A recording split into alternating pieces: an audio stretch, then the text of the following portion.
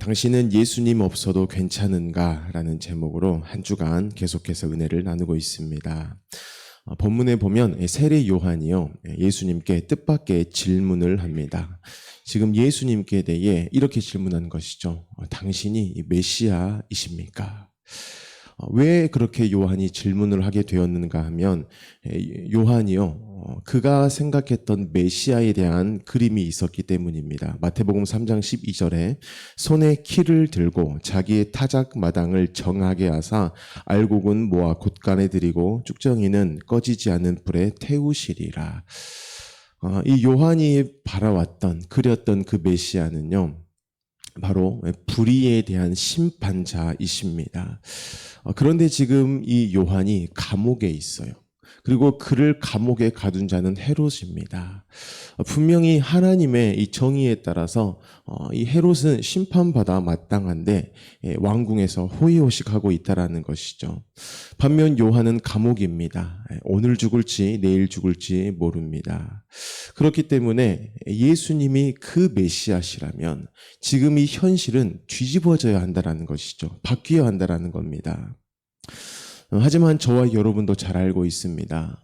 예수를 믿으나 믿지 않으나 우리가 당하는 현실은요, 크게 변화가 없습니다. 오히려 예수 믿은 후에 우리가 겪게 되어지는 핍박들이 더 많은 것입니다. 저와 여러분도 어떤 감옥에 갇힌 그런 신세와 같아요. 그래서 매일을 죽음을 경험하는 것 같은 삶이라는 것입니다. 그래서 이 요한의 마음에 그런 질문이 나온 것이죠. 정말 예수님, 당신이 구원자가 맞으십니까? 그런데 이때 예수님께서는요, 그에게 그렇다, 아니다라는 대답을 하지 않으세요. 이렇게 하십니다. 내가 하는 일을 봐. 말씀하시죠. 병자가 낫고요. 맹인이 눈을 뜹니다. 또 앉은 자가 일어나고요. 나병 환자가 깨끗하게 됩니다. 또한 가난한 자에게 복음이 전해지는 그 일하심을 말씀을 하신다는 겁니다. 그런데 방금 말씀드렸던 이 모든 이 항목들은요, 구약에서 약속하셨던 일들입니다. 그 약속을 지금 이루실 때에 병자가 낫고 앉은 뱅이가 일어서고 눈 먼 자가 눈을 뜨게 되고 이걸 말씀하실 때에 예수님의 그 관점을 우리가 깊이 봐야 됩니다. 1차적으로 볼 때는 문제가 있는 그들을 이제 문제 가운데서 벗어나게 하신다. 이렇게 우리가 이해할 수 있습니다. 그것만을 우리가 생각하면 이제 정말 문제가 된다라는 것이죠. 예수님이 베푼 이 모든 기적들은요, 예수님이 그것을 다 해결하실 능력이 있는 분이다 라는 것도 분명한 사실이지만 그것을 통해서 핵심을 지금 전달하고 계시는 겁니다. 그 예수님은요, 인생에게 대해 하나님과의 관계 회복을 주실 수 있는 유일한 분이시다. 구약부터 그것을 약속하셨고 내가 지금 그것을 이루고 있어. 나는 너가 요한이 말한 것처럼 그런 상황, 그것의 변화, 이것이 아니라 인생, 특별히 하나님께 대해 죽어버린 자, 그 스스로 해결할 수 없는 자들, 그 스스로의 구원이 없는 자들, 그렇게 끊임없이 절망 가운데만 있어야 하는 그 죽은 자들에게 대해 이제는 하나님께 산자로서 살게 하는 일, 그 구원을 베풀러 오셨다라는 것입니다. 당시의 맹인이라든지 이런 나병 환자는요, 자기 자신에게 대해서도 소외된 자들입니다. 자신에게 소망이 없죠. 하루에 눈을 뜨고 일어나면 그냥 한숨을 푹 쉬고 또 낮에도 쉬고 밤에도 쉴 수밖에 없는 매일의 인생인 겁니다. 또한 공동체에 대해서도 함께할 수 없는 그러한 사람들이라는 것이죠. 그런데 더한 상황이 있습니다. 성전에도 나아갈 수 없는 그렇게 놓인 자들이죠. 육적으로도 고립되고 영적으로도 고립된 자들입니다. 그런데 그들에게 대해 예수님이 나음을 보여주십니다. 그래서 그들은 단순히 아팠던 게 나았다, 이것이 아니에요. 그들은 다시 공동체의 일원이 된 것이고 다시 성전에 출입하게 되고 결국 하나님과의 이 관계가 회복되어지는 그 은혜를 누리게 되었다라는 것입니다. 그래서 이 예수님께서 요한에게 말씀하시는 메시아 되심, 그것은요, 고난의 현실이 바뀌는 것이 아닙니다. 문제 해결 자체가 아니에요. 그것보다 더한 것입니다. 바로 하나님과의 관계 회복, 이것을 말씀을 하시는 겁니다. 사랑하는 성도 여러분, 분명 예수님은 우리의 문제에 대해서도 해결을 하실 수 있으신 분이십니다. 그런데 그 모든 문제의 해결을 왜 하시는가예요. 왜 하시는가? 더한 것을, 원래 주고자 하시는 것을 주시는 분이신 것을 꼭 기억하시기를 바랍니다. 그게 뭐냐? 하나님과 단절되었던 우리를요, 다시 하나님과 있는 것입니다. 관계하도록 회복하시는 분. 그것을 말씀하십니다. 누가복음 12장에 이 부자에 대한 예화가 나오는데 이것을 통하여서 좀 극명하게 말씀을 하고 계십니다. 12장 19절에 보면 또 내가 내 영혼에게 이르되 영혼아 여러 해 쓸 물건을 많이 쌓아 두었으니 평안히 쉬고 먹고 마시고 즐거워하자 하리라 하되 라고 말합니다. 여기에서 부자가 나와요. 부자는 능력이 있어요. 그래서 그 능력으로 자신의 평생에 먹고 마실 것들을 다 준비했습니다. 그런데 이러한 부자에게 대해서 이렇게 말씀하시죠. 20절에 하나님은 이르시되 어리석은 자여 오늘 밤에 네 영혼을 도로 찾으리니 그러면 네가 준비한 것이 누구의 것이 되겠느냐 이렇게 말씀하십니다. 너의 생명을 걷어가면 너가 쌓아놨던 것들이 누구의 것이 되겠냐. 결국 인간은 이 죽음 앞에서는 가지고 있는 모든 것들이 다 무의미한 것이다. 인간의 능력은 그것이 전부다. 이렇게 말씀을 하는 것입니다. 이때 우리가 왜 주님께서 이 부자에게 대해서 말씀하실 때 꼭 이 죽음이라는 이 소재를 이용하셨는가? 이것을 우리가 좀 이해해야 됩니다. 죽음이 갖는 의미가 있습니다. 여러분, 모든 인생은 죽습니다. 그렇죠? 그런데 참 아이러니하게도 그 죽음을 우리가 모르는 사람처럼 살아요. 마치 그 죽음을 피해 보려고 최대한 미뤄보려고 모든 일들을 한다라는 겁니다. 건강을, 또 돈을, 또 명예를, 이 모든 것들을 보면 궁극적으로는 이 죽음과 나를 떼어놓으려는 그러한 열심으로 보여진다라는 것입니다. 왜 그렇게 우리는 죽음이 분명하지만 그 죽음이 우리의 것이 아닌 것처럼 여기며 그것을 최대한 미루기 위해 내 열심을 내며 살아가는 것일까요? 이유는 하나님께 대해서 죽어 있기 때문에 그래요. 하나님께 대해 단절되어 있어요. 우리의 신분이 무엇인지를 몰라요. 그러면 우리에게 너무나 당연한 일, 그 죽음에 대해 내 것이 아닌 것처럼 여기고 내게 대하여서 산 자로서 열심을 내며 산다라는 것입니다. 21절에 그것을 말씀해요. 자기를 위하여 재물을 쌓아두고 하나님께 대하여 부요하지 못한 자가 이와 같다입니다. 자신의 육신을 위해서 재물은 많이 쌓았어요. 그런데 하나님께 대하여 부요하지 못해요. 즉 하나님께 대해서는 죽어버린 상태라는 것입니다. 내 자신에게만 살아있어요. 그래서 나와만 이야기를 해요. 나와만 계획을 세워요. 그것을 이루기 위해 나 스스로 나를 다독여요. 열심을 내요. 그렇게 우리가 인생을 살아간다라는 겁니다. 여러분, 하나님께 대해 죽어 있으면요, 반드시 내게 대해서만 살아서요, 그 죽음을 피해 보려고 애쓰는 인생을 사는 것을 우리가 기억했으면 좋겠습니다. 그래서 하나님이 꼭 굳이 죽음을 말씀하신 겁니다.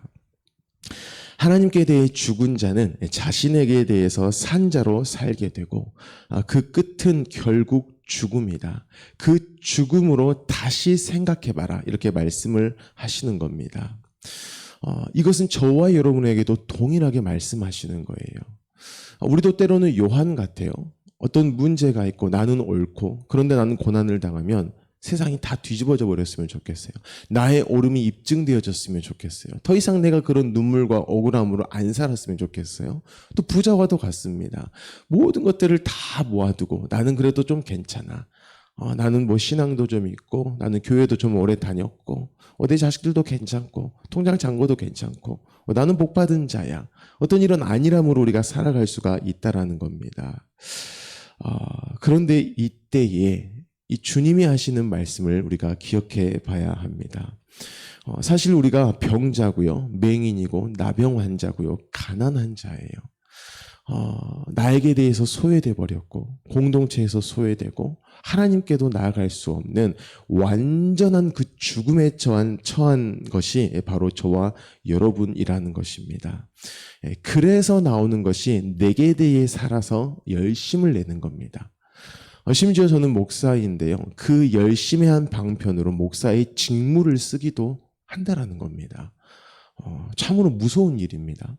그래서 딱 말씀하시는 거예요. 그런데 내가 죽음을 너에게 준다. 그 죽음 앞에서 네가 다시 한번 생각해봐라. 너는 누구인지 봐라. 이것을 말씀하신다라는 것이죠. 여러분이 이 죽음이라는 것에 대해서 저와 여러분이요 깊이 한번 보셔야 됩니다. 우리의 육체적인 죽음은 왜 왔는가? 또 우리가 하나님과 단절된 그 영적인 죽음은 왜 왔는가? 예수님은 그것을 가지고 십자가에서 무슨 일을 하셨고 그러한 예수님께서 우리에게 또 뭐라고 말씀하시는가, 이런 부분들을 우리가 늘 기억해야 돼요. 그 관점으로 설교를 좀 들어보시고 그 관점을 가지고 세상에 대한 이해를 해보셔야 한다라는 겁니다. 여러분, 우리가 이 죽음이 최선인데 그 죽음을 넘어보려고 애쓰는 인생이에요. 그런데 결국 죽음 앞에 무릎을 꿇게 되는 인생입니다. 그래서 하나님께서는요, 예수 그리스도를 죽이시는 일을 하시는 겁니다. 예수님이 그 죽음에 대한 실제적이고 구체적인 일들을 하신다라는 것이죠. 그게 십자가입니다. 십자가는요, 죽음이 최선인 인생들, 그 인생들의 죽음을 감당하신 것이 십자가입니다. 그 감당하심으로 말미암아 저와 여러분이 하나님께 대해서는 이제 살게 되어지는 이것을 말씀하고 있습니다. 이것을 부활로 보여주신 거예요. 우리에게 임한 죽음, 더 이상 넘어설 수 없는 그 죽음이라는 그 현실을 예수님이 싹 긁어다가 하나도 빠짐없이 다 집어삼키신 겁니다. 그리고 부활하셨다라는 것은 더 이상 우리에게는 이 사망의 권세가 왕노릇할 수 없음이 증명되어진 일이 부활하신 거예요. 그냥 예수님이 죽었으니까 우리가 구원받기 위해 살아나셔야지, 이러한 접근이 아니고요. 더 이상 저와 여러분이 그 죽음으로 말미암음, 하나님께 대해서 죽었고 나에 대해서 살아서 계속해서 나의 어떤 의로 살아가고 이것으로 더 이상 살아갈 수 없도록 하심의 증거가 뭐냐? 예수 그리스도의 부활이라는 것입니다. 죽음의 그림자도 안 남기셨대요. 그래서 이제는 더 이상 사망이 왕노릇하지 못한 겁니다. 이제 저와 여러분은요, 죽음이 끝이 아니라 이제 죽음이 시작되어져서 그 죽음 넘어 그 죽음을 딛고 살아가도록 된 것이 바로 우리라는 거예요. 이것을 요한복음 5장 24절에 말씀합니다. 내 말을 듣고 또 나 보내신 이를 믿는 자는 영생을 얻었고 심판에 이르지 아니하나니 사망에서 생명으로 옮겼다, 이렇게 말씀을 합니다. 그러므로 예수님을 통한 하나님과의 관계 회복이라는 것은요, 그냥 이제 하나님과 소통이 재개됐네, 뭐 다시 이제 기도할 수 있고 뭐 그렇게 됐네, 이것만이 아닙니다. 그 안에 사망에서 생명으로 옮겨졌다, 이것을 말씀을 해요. 죽음이 전부였던 내 인생인데요, 이제는 예수 생명이 전부인 인생으로 만드셨다. 그러한 신분이 되게 하셨다 라는 것을 저와 여러분이 기억해야 합니다. 그것을 경험하라고 주신 것이 이제 오늘 하루입니다. 그래서 오늘도 우리가 죽을 것 같아, 너무 힘들어 라는 이러한 삶들은 분명히 있을 거예요. 또 요한과 같이 이 세상 다 뒤집어져 버렸으면 좋겠다라는 상황들은 반드시 옵니다. 근데 그 상황만 있는 것이 아니라 그 상황에 놓인 요한에게 대해서 예수님이 하신 일을 보여주시잖아요. 모든 나에게 대해 소외되고 공동체에 소외되고 하나님께 단절되어졌던 완벽한 죽음에 있었던 그들에게 대해 회복을 말씀하신 것처럼 그것을 십자가의 죽으심과 부활을 통해서 또한 우리에게 너의 능력이 된다. 또한 너가 살아갈 하루의 그런 자랑이 된다. 이렇게 말씀하신 것을 기억하시고요. 오늘 하루를 살아가셨으면 좋겠습니다. 그것에 대한 우리의 실제적인 반응이 있어요. 태도가 있습니다. 그게 뭐냐? 그 죽음과도 같은 상황 가운데에 아이고 죽겠네 라고 푸념을 뱉을 것이 아니라 아이고 죽겠습니다 하고 주님하고 기도하는 거예요. 그러면 하나님께서 또 우리에게 대한 신분을 알려주시고요. 또한 그 상황 가운데에서 더 이상 그 상황이 우리를 올가매지 못하도록 하시는 그 생명의 말씀을 또 생각나게 하세요. 또 때로는 정말 우리에게 필요한 것들을 공급하시고 때로는 그 어려움이 또 끝나도록 그렇게 하나님이 일하신다라는 겁니다. 왜 그러냐면 우리가 하나님께 이래요, 주님 이래요 기도했다라는 것은 또 그것을 주님이 듣게 되셨다라는 것은 우리의 모든 일들이 하나님의 소관이다. 내가 네 인생 가운데 그 일들을 해가는 거야 라는 것이기 때문에 그렇습니다. 그 하나님이 함께 하실 때에 우리의 짐이 내려지는 것이고요. 하나님이 함께 하시니 힘이 되어진 그 하루를 살아갈 수가 있다라는 겁니다. 우리가 아까 찬송했죠. 고통의 멍에 벗으려고 예수께로 나아간다. 여러분, 고통의 멍에를 벗는 것은요, 예수 십자가를 볼 때입니다. 볼 때 나의 신분이 십자가 가운데에서 무엇인가를 알게 돼요. 그러면 그것이 고통의 멍에를 벗은 겁니다. 상황이 바뀌고 문제 해결이 된 게 아니고요. 내 신분이 무엇인가가 다시 확연하게 내 마음에 들어차는 겁니다. 그로 말미암아서 고통의 멍에를 벗은 그 인생을 살아가는 것을 기억하시고 오늘 하루를 주 안에서 살아가시기를 예수님의 이름으로 축복합니다. 아멘. 우리 함께 이 시간 기도하겠습니다. 주신 말씀을 가지고 기도하실 때에 주님, 이 죽음이라는 것 이것이 우리에게만 있어서는 절망이고 그야말로 죽음이 분명하지만 예수 안에서는 오히려 우리에게 능력이 되어지고 또 오늘 하루를 너끈하게 살아갈 수 있음이 되었습니다. 그 예수 그리스도의 십자가의 죽으심과 부활이 여전한 우리의 삶 가운데 능력이요 또한 자랑인 것을 말씀하시니 그 십자가로 말미암는 우리의 신분을 기억하게 하시고 주가 함께 살아주시는 그 하루를 살아가게 하여 주시옵소서라고 기도하시기 바랍니다. 우리 성도님들의 가정과 직장을 위해 기도하시고 또 청소년부를 위해서도 기도하시기 바랍니다. 종군 마을을 위해서 기도하실 때 마을장, 순장, 순원분들을 위해 기도하시고요. 또 오늘 목요 합심 기도회를 위해서도 기도하시기 바랍니다. 우리 담임 목사님을 위해서 기도하시고요. 우리 나라를 위해, 민족을 위해, 또 열방을 위해서도 기도하시고 특별히 우리 8월 30일이 우리 교회 설립 15주년입니다. 그날 또 복음이 선포되어질 것이고요. 그 복음을 들어야 할 분들이 와야 합니다. 하나님, 우리 주변에 복음이 필요한 분들이 보이게 하시고 또한 그들이 간절함이 느껴지게 하시고 그래서 그들을 초대하여서 교회 가운데 와서 복음을 듣는 일이 있게 하여 주십시오라고 기도하시고요. 또 설립 예배를 위해서 또 한 주간 특세가 있는데 그 특세를 위해서도 기도하시기 바랍니다. 또한 우리 금요일, 토요일 당회에 있습니다. 이를 위해서도 꼭 기도하시기 바랍니다. 우리 모든 기도 제목을 가지고 함께 기도하겠습니다. 사랑이 많으신 하나님 감사합니다. 또 우리의